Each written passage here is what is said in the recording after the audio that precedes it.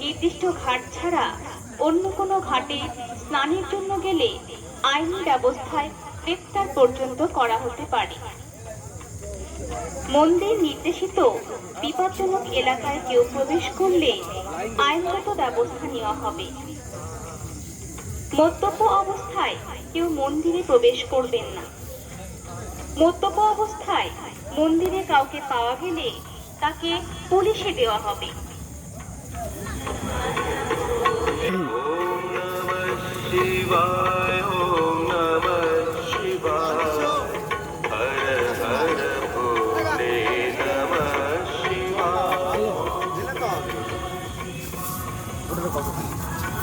আইন নিজের হাতে নেবেন না।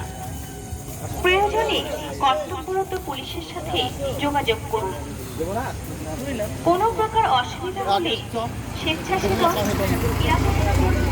অথবা মন্দিরের অনুসন্ধানের সাথে যোগাযোগ করুন।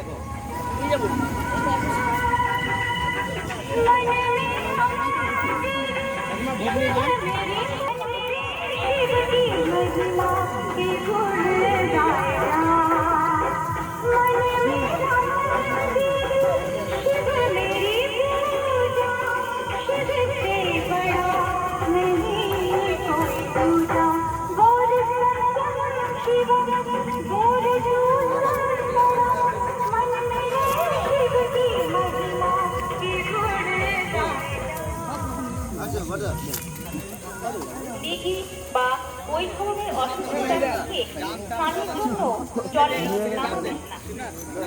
বিনীত প্রতিরাম ধাম।